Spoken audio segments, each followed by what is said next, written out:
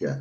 So the business world is becoming very competitive, and now the call for leadership to move away from the traditional or the classical leadership, where leaders were seen as either authoritative or democratic or the laissez-faire, those traditional leadership styles, yeah, doesn't seem to fit so well into the 21st century.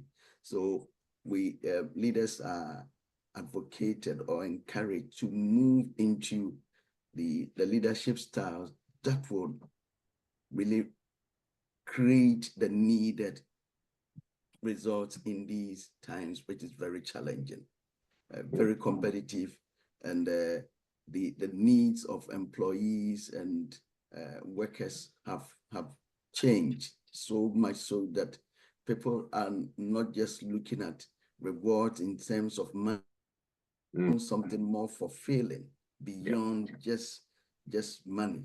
So this study, we want to carry on from where we started, where we were looking at, okay, what leadership is all about. Yesterday, we tried to dive in deeper into what sort of leadership skills that we need to be able to move. And we also tried to look at developing, the skills, that you'll be able to handle the vision that you want to put across. And this is very, very important. Yeah, so the skill set is on one side, and the ability to develop a vision. Yeah, the ability to develop a vision. If you become a leader, you've acquired the skills, you know what to do, you have your communication skills, your people relationship, you know how to manage change, you know how to motivate and inspire people. So you are building those skills. That knowledge is there. Then we looked at how can you develop a vision that is workable, a vision that will be able to be accepted by the people you are leading. And yesterday we said that if you want to do that, you have to be mindful of certain factors. The first one that we mentioned was the ideas that people have, the opinions that the people that you are leading, they hold. You should be mindful of that. And when you are mindful of that, that will inform how you package your vision. So the ideology of people is important. That will eventually affect the purpose, which we said is the reason for your existence anyway as an organization. So if you have the ideas and the opinions of people, that will be able to help you as you shape the purpose that you want to pursue. Then we also said that that also is important for you to be aware of the values that people hold and what you have to do by way of behavior to be able to support the purpose that you have. So if this is what we are setting ourselves to do, how then do we behave? What sort of culture do we hold as an organization, that anybody who comes into this business knows that hard work, integrity, honesty are values that we hold. We will not compromise on these things. Yeah, then we are saying that these three factors, the ideology, the purpose for which you exist, the way you want to behave, that is the core values, will then inform leadership as to how they will shape the vision for the organization. So these are very, very important factors we mentioned yesterday, that they would definitely be able to help you. Then we finished up by saying that having come up with a vision, how do you communicate it? Yeah, we mentioned that a leader, no matter how visionary you are, your own ideas or your own vision cannot work if you don't have the people on board. So you really have to put a system in place where the people you are leading will be able to buy into the vision that you are proposing. And in that way, we are saying that you have to carry them with you. Bring them on board, do a lot of consultative meetings, get a lot of feedbacks, make sure that a wider cross-section of the people you are leading are aware of the vision, of the change you want to bring. Then they can do the analysis and come up with what they think. Then together with them, you'll be able to come up with a shared vision. We use the word shared vision. So now the vision is not only yours, even though you had the dream originally, you had the photo and the plan in your head as to where you think the organization should go. You now have the whole group or the whole team buying into the vision, and that will give them the motivation to carry it out. Other than that, they would run with it for a while and they will be tired because it is not a vision that maybe they don't understand. So yesterday we said that there might not be a good clarity of the strategy. So you have to clarify everything within it so that they know that, okay, oh, this is the reason why we are doing this, and this is the end result. If we are able to pursue this vision, in 2 years, we're going to be at this stage in the market, and because we are going to be market leaders, obviously revenue is going to increase, and when revenue increase, it will affect our individual pockets. So these are some of the things that people are looking for, and then we see that people are also getting to be aware of higher needs than just transactional needs. We'll be looking at transactional needs in a moment, but the transactional needs are just, I give my time, then you give me money in reward. Yeah, I give my time, then you give me maybe promotion in reward. So these are just transactional, but people are beginning to realize that there are other important benefits that they need other than just transactional leadership styles. Yeah, if you give me money, yes, it's good, but maybe I need something more than money. Yeah, I need some acceptance that I should be able to come to a point where I feel that I'm accepted into the team. I am an important person in the team.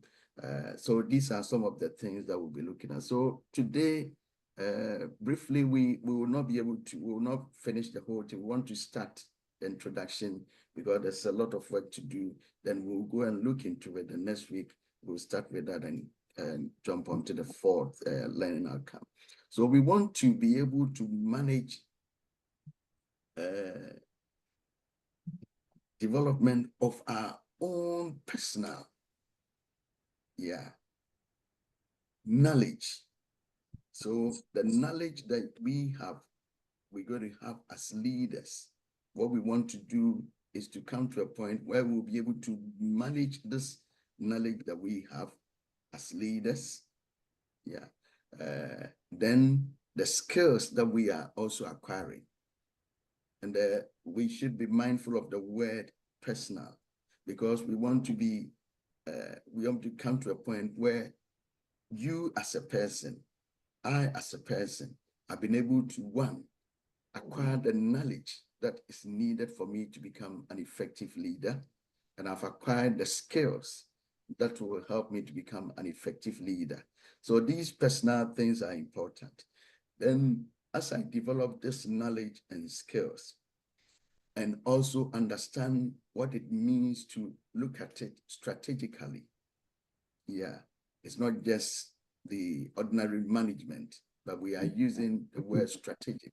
Strategic means having the foresight, having the long-term vision, insight, managing not just short-term projects, but somebody who can see far, who can take the company into the future and help the company to be able to achieve what it wants to do. So we want to look at how we can personally develop our knowledge and our skills in leadership and also in strategic management to be able to support, achieve our personal visions and strategy, which obviously flows into the organizational one. Once we're able to develop this, whichever organization we are working with, they will be able to achieve the vision they've set themselves to do. Yeah, and in that sense, you as a person will also be relevant. Yeah, so in this framework, we've seen it already in our previous lecture, that it starts with vision. Yeah, so we have an idea in our mind, plan in our mind. It's not too clear. The photo is not too clear, but at least we have a fair idea that this is where we want to be. This is what we want to become. So once you have that, then you try to develop that into a mission. That, okay, because of where we want to go, maybe this is what we want to do. And that broad statement, which is broken down to simple ones, you define the vision in it, then the values that you want to hold and the principles, and also what is going to guide all the team members within the team is important. So that sits with the mission. Then you now tell yourself that, how am I going to achieve this? Yeah, how are we going to try and achieve this? Yeah, so you do all the SWOT analysis and see your strengths, your weaknesses, your opportunities, and also the threats that you have both internally and externally. Yeah, so that guides the strategy, the plan you want to put in place. Then eventually you put the objectives in place where you want to measure the goals that you've set, whether they are achievable and you're on track. Yeah, so this is a cycle that it's important for every leader to keep in mind. The vision that we are pursuing, what sort of mission do we have? How are we going to achieve that by way of plan and strategy? What tactics are you using to do that? And we put certain things in place to be able to measure these goals, whether we are virtually achieving them or not. Yeah, and because of these things, there is the need for us to be aware of the leadership styles that are out there. See, you've got different personalities, and it sort of informs the way people lead. See, somebody might be a leader, but over the period, because of education and training and exposure and experience, it is shaping them into a leader who can be very effective. And I mean, to say the least, nobody wakes up one day and is a leader. But you see that some people can even go through the ranks. He was just a shop floor worker. Then the person is now becoming a supervisor. And within 3 years, you go back to the same company, realize that, oh, he's been promoted into a manager. And then you give yourself another 3 years, and you hear that, oh, the company has reorganized. And now the person you knew to be a manager, he's now the CEO. And I mean, yesterday we were saying that the leadership are those within the C-suite. Yeah, and I was asking Ali, and we all agree that when we talk about the C-suite, they are those with the chief in front of their names, like the chief executive officer, the chief finance officer, the chief information officer, or maybe the chief operating officer. So these are top level leadership positions. That was the case with the Walmart guy, wasn't it? Yeah. The CEO of Walmart started as a shop floor employee. That's right. And became the CEO, and became a very successful CEO as well. That's right. Yeah. So that is why some of these training and other things is important. If you are in the industry, you should be mindful of that. That you have the opportunity to do any course, jump on it. If there's any projects in the in the company that you think you are interested, jump on it. It gives you a complete, holistic, experience of what the industry is all about. And because of that, if they are looking for somebody who will be able to, hold the fort, obviously you can be a very good candidate that will be considered for that. So, I mean, if you sit at the feet of these people, they will tell you where they've come from. In addition to hard work, they've been very, loyal to the values of the company. They've always tried to pursue the vision of the company. They've given their dedicated time. They've developed the skills that they need as leaders, and that is what has propelled them to where they are at the moment. So the leadership styles that we have, which we might mention maybe 2 or 3 today, is for us to understand that if you really want to survive, businesses want to survive in this 21st century, then something else other than the traditional or the classic leadership style is needed on board now. So we are saying that while stating the characteristics of successful leaders in this century, there are many competencies which are essential for leaders to succeed in this rapidly changing business environment. And some of these competencies, which we've already mentioned several of them in our previous ones, we just want to re-echo. Motivating and inspiring the team, for instance, is something that we've mentioned, but it's important. One of the ability to inspire your team through positive approach and strong commitment. So when we even mentioned that as part of the communication skills, some people are able to communicate so constructively, that people don't feel down. They always feel that they are important, they are wanted, they are valued. And that sort of motivates. So we are saying that you should be able to have that motivating and inspiring scale, to encourage the team for them to jump on the vision that you need to achieve. And they will be able to gear themselves up to help you overcome all the barriers and the challenges that might be thrown at you in your pursuit to achieve the vision. Once you're able to motivate them and get them on board, there is no barrier that would be able to stand. So it's important for leaders to understand what motivates employees and accordingly work with them. It's always work with them. Always work with them.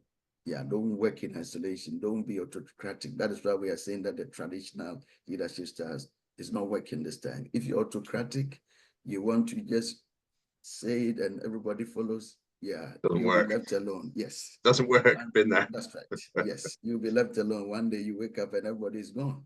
So you have certain institutions where the staff turnover is so huge. It's all because leaders to understand that you have to work with them. Make them part of the whatever vision. Then we also mentioned that communication is key. Communication is key. After motivating and inspiring them on whatever change or vision that you have, communication is extremely key. And we are saying that you be a good listener. You should be a very, very good listener. And because you listen carefully, you'll be able to also answer the relevant questions. And with this one, you'll be able to build a good relationship with them. In our previous lesson, I think we said a good leader knows how to talk and in the boardroom. When he's in the boardroom, he knows the language to use. And he's also aware of what language he should use when he is in the corridor with the shop floor people.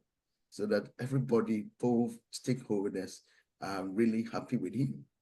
That one, he knows what he's talking about. Two, he really understands us. Yeah, our needs are important to him. You meet a leader, very good leader, then he will even ask you about how is the family. You'll be surprised that they would transcend, yeah, the ordinary day-to-day and just show interest in your personal welfare. And this is extremely, extremely important. When workers realize that you are not just a transactional one, you are just trying to get them to be fulfilled in life, then they can give you their all, because they realize that he understands us, he really loves us, so we will also do that. So we are saying that it will help you to build rapport quickly and effectively, and to develop good relationship with others, whether they are your peers or your subordinates.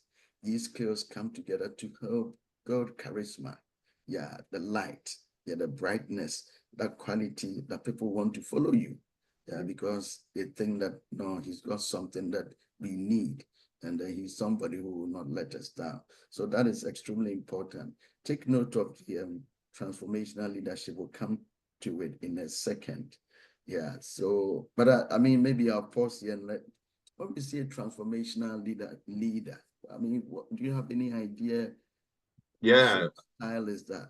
Yeah, I mean, I've been called a transformational leader before,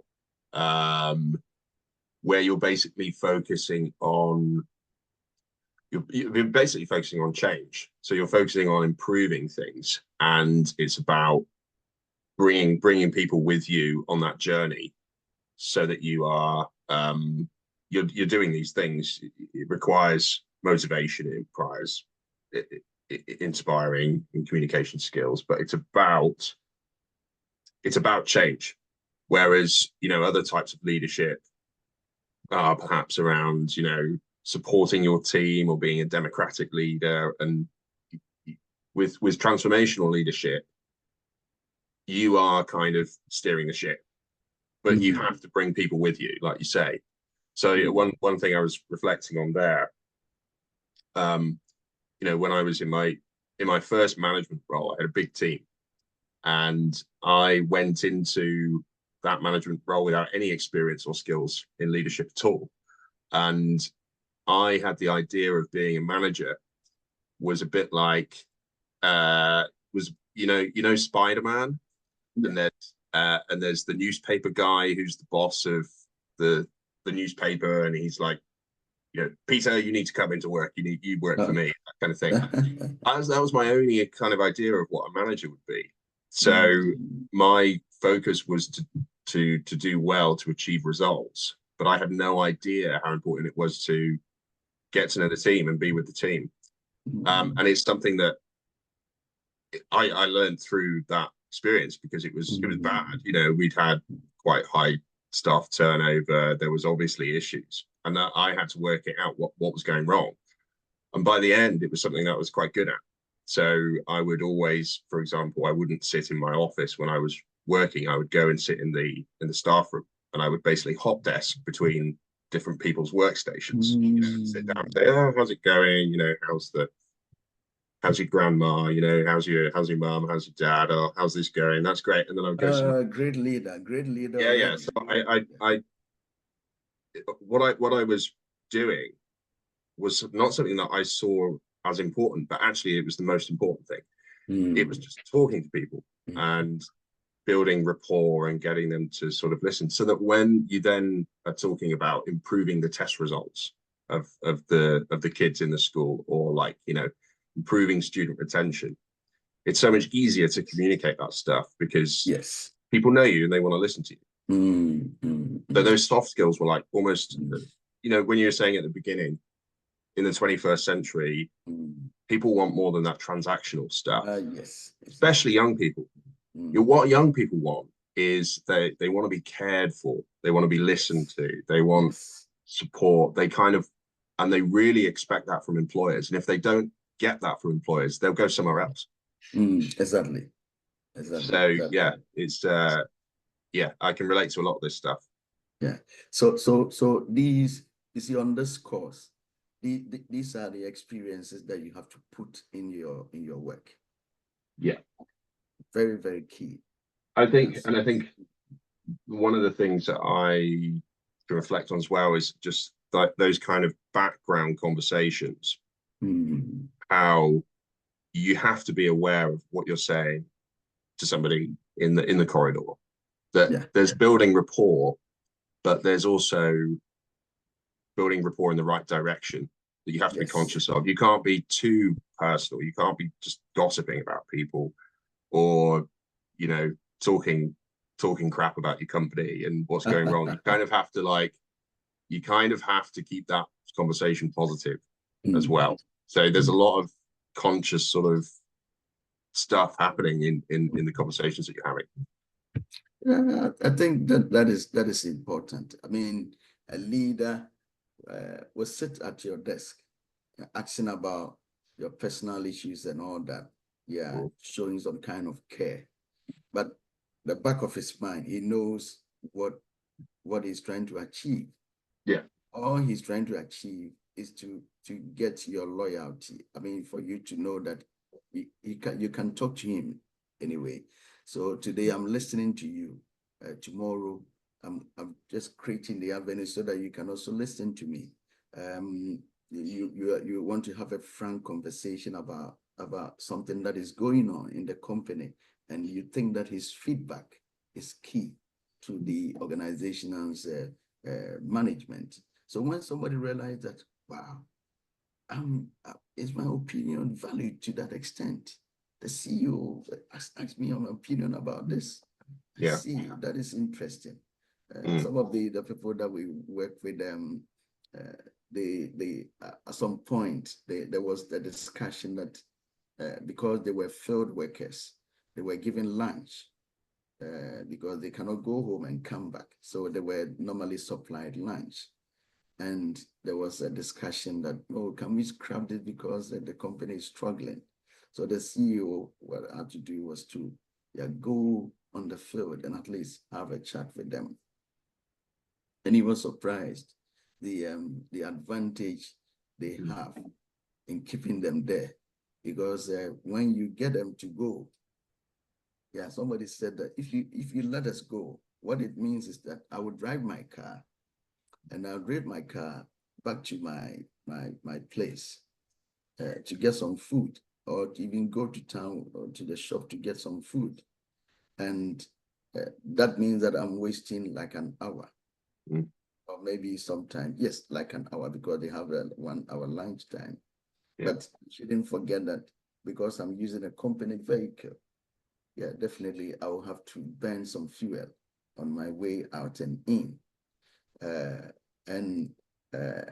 If that money is saved by you giving me something which is not even up to the fuel that I'm spending, and also I'm able to quickly have lunch that is available, what it means is that I can have my lunch and move back to my desk or back to the machine that I'm working on, than for me to be away and have to travel back. So he had a whole lot of reasons as to why maybe it's best to still keep it in-house. And eventually he said they had to keep it because the pros sort of outweigh the cons for them to change. So yes, I agree with you. Whoever is a leader, he might be talking to you, but he's got an agenda. He's very careful the things he say, and he can even study you whether you are a good team member or not. So they can pick up all those signals, and that is extremely important. I think the skill is balancing that between not coming across as too like strategic, like this is for this purpose. You can kind of have both sides, so you can get to know and understand your manager on a personal level. But also you kind of know the boundary as well, and you develop that relationship where you both understand that boundary, and that's a really strong bond of trust there. But it's important to balance both things, I think. And that's a skill that takes time and experience to do.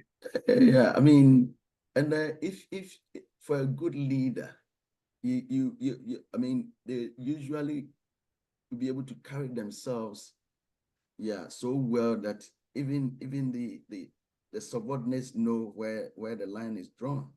Yeah. Yeah, they know that, okay, oh, I can catch him at lunchtime, and yeah, we can have a cup of coffee. Yeah, but I mean, during the working hours, he's busy within these times, so I know. And Yeah. I know that, okay, he's the type of person that, yeah, these are the things that I can say to him, these are the things that I cannot. Yeah, and that sort of builds the relationship and the confidence. Yeah, so transactional leadership refers, obviously, like you said, those who seek to create ideas and new perspectives, yeah, to create new paths, very important, new path of growth and prosperity, yeah, for the organization. So the agenda for transformational leaders is to create new path and growth and prosperity. So whatever they are pursuing, the end goal is that, okay, we can bring a change. Yeah, we've been doing this for how long now? I think it's time for us to modify it a bit. And this will sort of bring growth and prosperity to the company. Yeah, but how do I do that? If I want to do that, then I will have to develop the commitment and the passion and the loyalty of the team that I'm working with.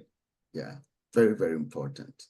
That I can only do that if I'm able to motivate the commitment, the passion, the loyalty of the people. So how can I mobilize all of them for this change that I want to pursue? And that is where the transformational leader comes in. So he will appeal to the conscience of the people, yeah, win their hearts, and be able to, yeah, give a clear picture of the change that is needed, and be able to tell them that, yes, I know it's difficult, it's not easy, this change is going to be difficult, but trust me, we're going to provide all the needed resources for you. Yeah, because of this, maybe we are going to do an expansion of the offices so that there will be a lot of rooms. We're going to upgrade the computer system so that things can be done quicker. Then it takes a lot of manual work off your shoulders. And now even the software that we are using, we'll change it from maybe Pronto to SAP. SAP can do this better than what we were having. So let's change the software. So you bring them to a point where they realize that, oh, it's not just talk, but these people, they mean business. They are going to invest in this so that we'll be able to achieve that. And that is where the transformational leader is coming from. So we are saying that he's a leader that is inspiring and creative and leads people in the way that they try more than their abilities, in the organization. Yeah. So there's there's something else I think I just want to share with that which is that some situations are the transformational leadership style is really good, but there are situations where it's not like required. So like I can give an example with a company where basically the owner just wants to collect dividends and they're quite happy with everything just kind of going along. Like the market is kind of saturated. It's not necessary to bring any change. It's just important to keep the thing going. And in that situation, transformational leadership, I think, can damage the organization. You know, you want a different transformational leadership is brilliant for when there's high competition, when it's very dynamic and you need to go forward and there's a desire to go forward. Yes. But actually, it's not always required. I don't know if you agree with that or not. No, so that is why we are saying it's transformational. Yeah. Where we have a lot of competition, where we have a lot of change, where we have the need for us to be able to break through the status quo and maybe get a bit more. That is where the transformational leader is important. But you always need a transformational leader to carry the business always into the future. Because if you have a leader, I mean, take charismatic leader, for instance, a leader who is charismatic, he's got the communication skills, he's able to talk about the vision, he's able to motivate the people, he's able to, but it's all about him. Yeah, temporary is all about him. That is the man. He can, yeah, he can lead us. Yes, they will lead you, but the transformational leader is always looking at the changes that will be able to move the company forward. Yeah, so it's not just his personality, but he's talking about the whole group. Yeah, so the difference between the transformational and the charismatic leader is that the person is always trying to draw the attention of the employees to the goal of the organization rather than personal. Yeah, rather than personal. So that is very important. So you always need a transformational leader. Yeah. Yeah, so you always need that one. Very important. I also mentioned what's the name? The transactional leader. See, the transactional leader is somebody who is just ready to give you, a pay for what you've done, and that is it. You come to work, I pay you, and that is it. So he doesn't need anything more than just you coming to work, making sure that you've done your job, you are on time, you've clocked in, you make sure that you've done your 8 hours, and that is it. See you tomorrow. Yes, okay, that is it. He's not got any other relationship. Yeah, so we are saying that in this time, we need something more than that. Yeah, something more. Let's carry on quickly so that we would, So we are saying that it's this agenda of us developing our skills and also trying to help the organizational vision to pursue. It should always be strategic. We should have the strategic approach in our minds. Yeah, it's not just going to be short term. It's going to be long term, always long term. So in this highly competitive business environment, we are saying that we must carry that strategic perspective and an overall vision of the company, in mind, so that everybody who is in the company feels that no, it's all about the organization. It's not about us. It's about the organization. And if you're able to bring the employees to that level, they will become connected to the vision that you have.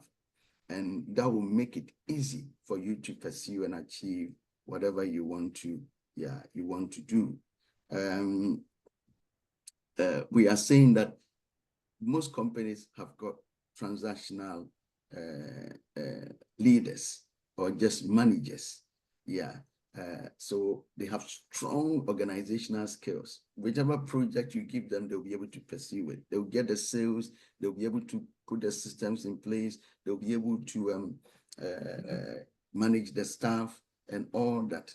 But they are short-term, they are not strategic, they don't have the foresight. If you ask them that, okay, after this project, do you have any idea? He said, no, not really. I'm still thinking about it. But the leadership is about always dreaming about the future. And even though we are somewhere today, what sort of challenges do we think that we will face 5 years down the line? So future challenges of the organization and how we can work to mitigate those things even before they raise their head is the work of a very good leader. And we are saying that some of these things, transformational leadership is important, for us to understand that. So creating strategic vision and working to achieve it is very, very, very important. You have to approach this whole thing from the dimension of strategy. Yeah, that is important. Then in addition to having that kind of strategic mindset, yeah, there is also the need for you to also have the analytical scale. Yeah, so the ability to resolve problems with an analytical approach. Yeah, this method involves resolving problems and taking decisions based on the available information. Yeah, and the natural progression of logic and reasoning. So you should be aware of what is available. I mean, you should know the current status quo. How do we do things? How are things done? What sort of results have we got over the past 10 years? How do we project that into the future? If now sales is coming down, I mean, 2010, we were within the range of 500,000, and yeah, 2020, we're down to 350. Then what is going to happen in 10 years? Does it mean that we are declining? What can we do to be able to, change this? Or yes, we are climbing, we are growing. Because we are growing, what can we do to even grow better or to sustain our growth in the next 5 years? So you should be able to do this analysis. And we've said one of the tools will be to do your SWOT analysis, very important. And we are also introducing the concept of logic and reason. So like you said, if you are a leader and things are going well, you have no business in coming to say you are making a change. Yeah, because you don't change a winning team. Yeah. When England was playing, sometimes you are like, oh, it's time for the coach to change. You should change. You should change. And the spectators, they were chanting, please, it's time to bring Oli on. Time to bring Oli on. Yeah. So yeah, you should be able to get to a point where you realize that, oh yes, this is it. This is the opportunity. Yeah. Recently, there was an industry experience. Let me just share that with you. There was one of the companies that we work with, and over the years they've done very well. Then they got bought over by an Australian company, which is very rich, and they started operating with them. But there was a problem. The problem was that the Australian company wanted to bring in the same structures and the same processes that worked in Australia to their operations. But it looks like, I mean, it's like fitting a round ball in a square, whatever, hole. It didn't work. Yeah, so they had to go back. So they had to, do a demerger. So they went back and the company was left on its own because they didn't have the financial capacity. They approached their government to say that we are in trouble. So what can you do for us? So the government said, okay, this is what we can do. We'll waive off a few of the taxes that you pay, and we're going to sort of defer them and also reduce some of them for you so that at least you'll be able to catch up and get things done. And they had memorandum of understanding for, I think, 3 years. So it was going to run up to 2026.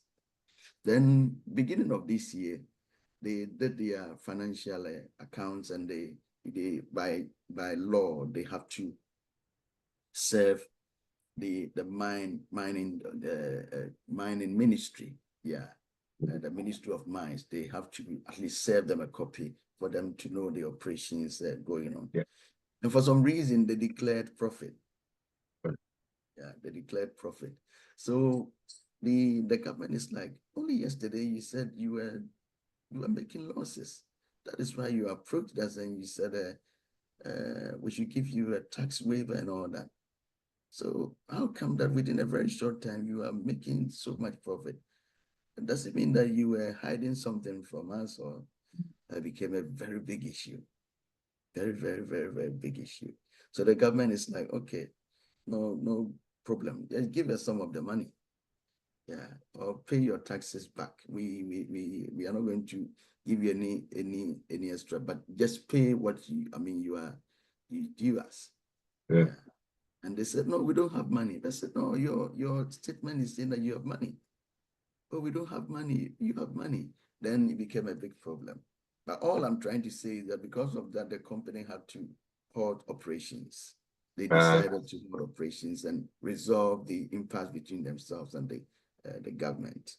Then what they did was, between the period where they call usually the care maintenance, they put the operations on hold, and they would use it to maybe look at how things have worked so far and make the necessary changes and amendments whilst waiting. They use that period as an opportunity to restructure. They used that opportunity while they were discussing to restructure. So areas where they felt that, oh, this area needed to be worked on, they did it.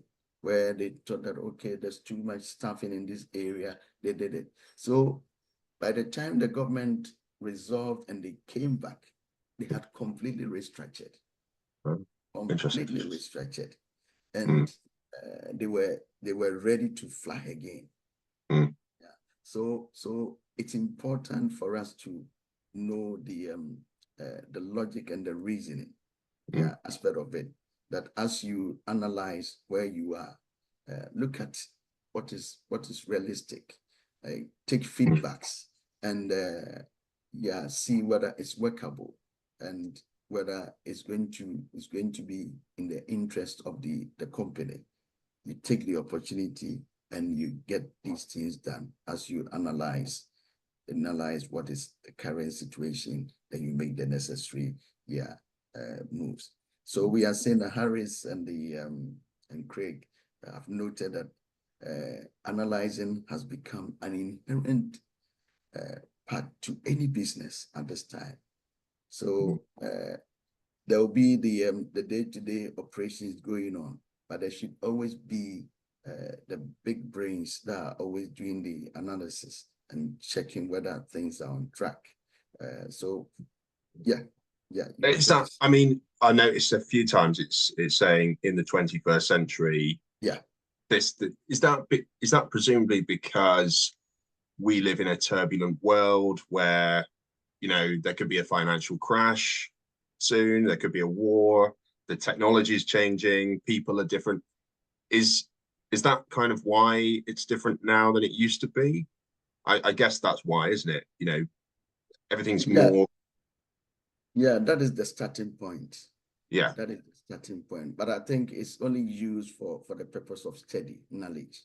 Yeah, for you to know the era that we are in, the dispensation that we are in. And obviously every dispensation has got its own challenges. And that is why we keep referring to it, that, okay, in this dispensation, in this era, these are the challenges that we have. So because of that, we cannot use the traditional or classical leadership too much in solving problems at this time. Yeah, so it's just the dispensation that we are in, and it's the language that needs to be used for people to be aware.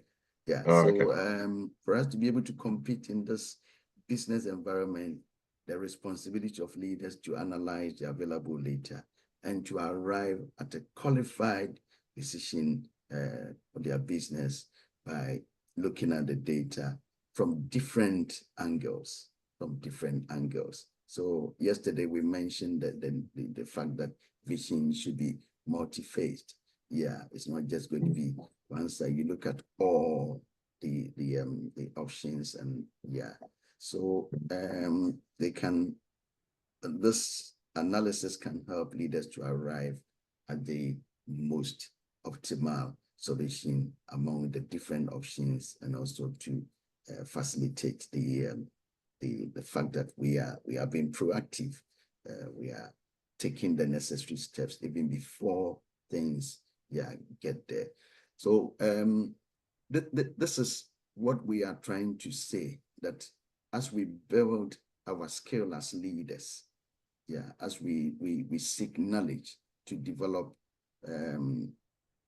the skills and the talents that goes with leadership, it's important for us to be mindful that the leadership style that we are adopting should be more than just transactional or even charismatic. Charismatic is just somebody appealing to, basically the method of encouraging people,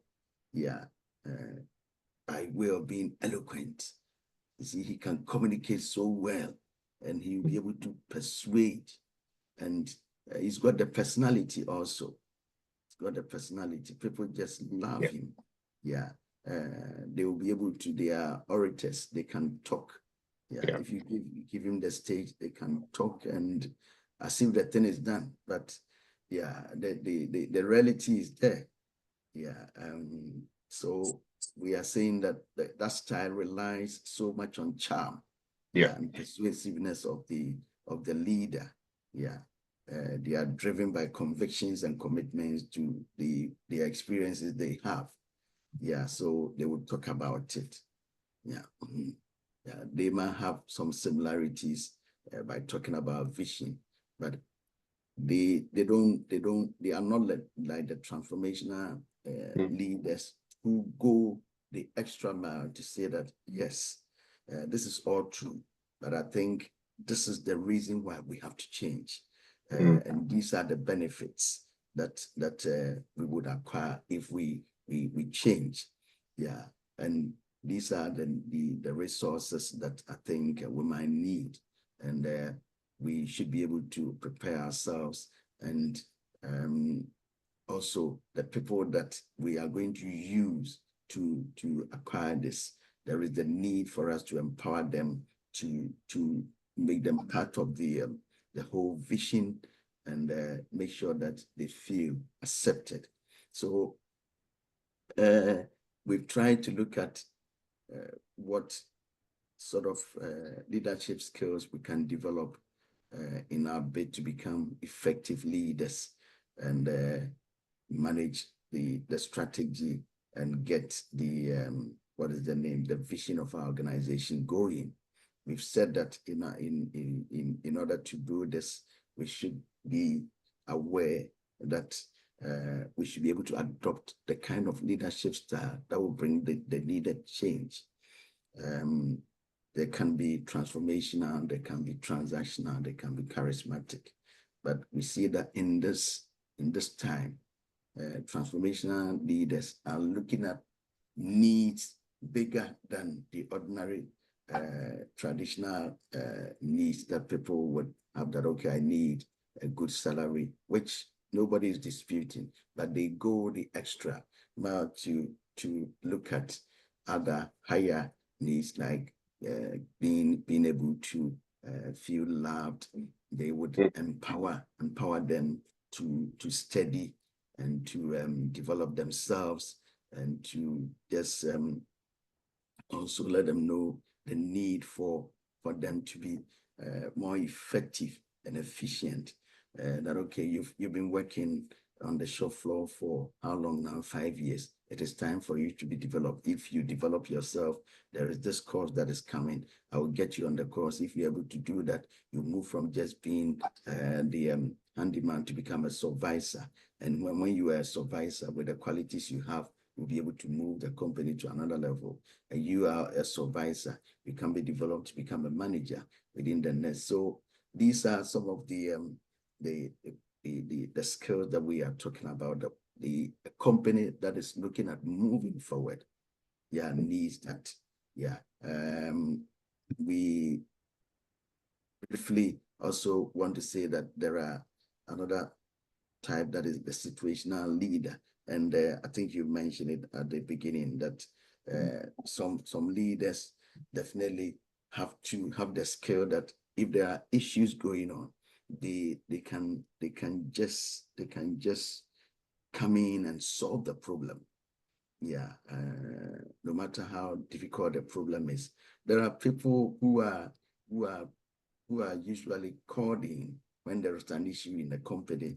They will be called in, and I've seen a few companies where as soon as the problem comes in, the CEO is changed. They bring somebody in who has got the experience to be able to handle situations like that. And the person comes in, is able to do all the analysis, be able to engage the staff, you'll be able to look at the systems and the structures they have and make the necessary changes. And within a very short time, everything is sorted. So we also have people who deal with situations. Yeah, that is important. But I think as we study this, it's important for us to pick all the qualities that all these people have. That in addition for you, I mean, you being a transformational leader, yes, when it comes to transactional, you have to have the skill that you'll be able to negotiate and let people know that your work is important, you'll be rewarded.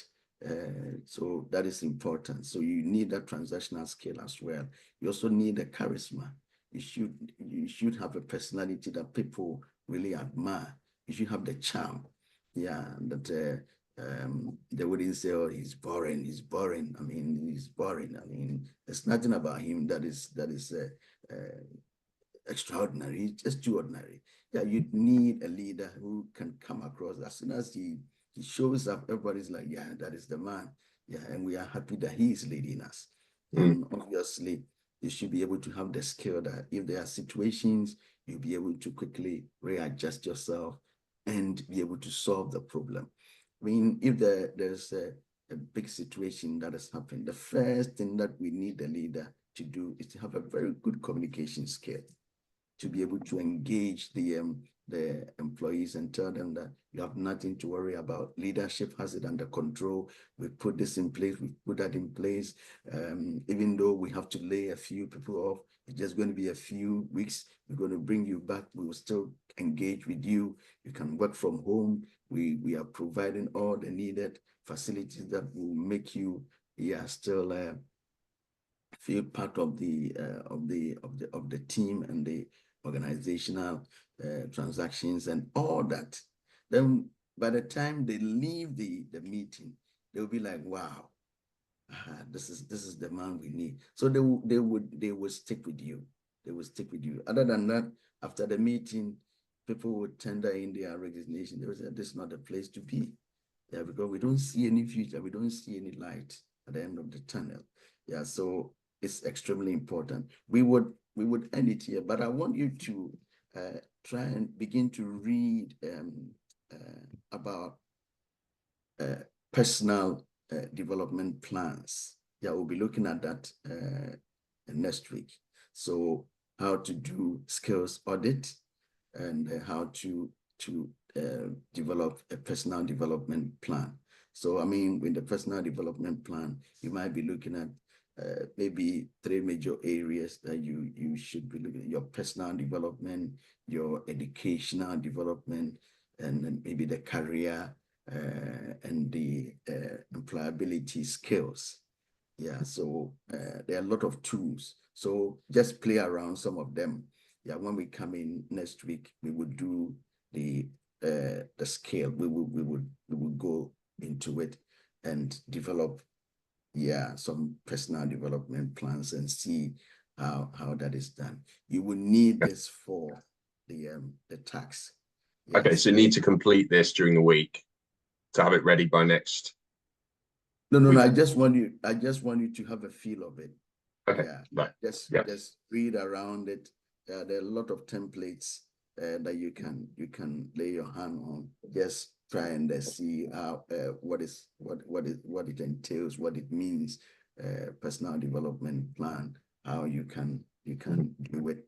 Yeah, and when we come in, we can all share together and take it from there. So we'll end it here, and we would pick up the last bit, which is the mayor's personality test, and maybe we would look at a few, like we said, we'll look at a few exercises before we call it a day.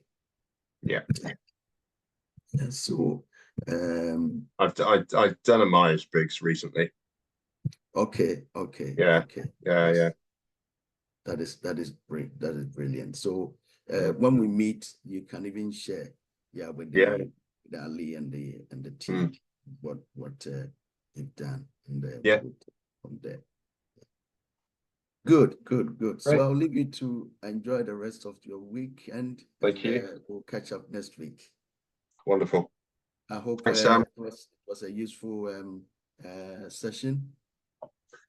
Yeah, I think maybe if we try and go a little bit faster through to get through the material. Yes. Yeah. This one, I think, because the personal development requires a bit more practical. That is why I just kept it here. Yeah, but that is noted. We will be able to do it. The goal is for us to finish every learning outcome within a session. So but we are still on course. We've got one more, then we'll do the assignment brief. So I'm sure we'll get there. All right, then. Thank you very much. So enjoy the rest of the weekend, and I'll take care. Cheers. See you soon. Bye.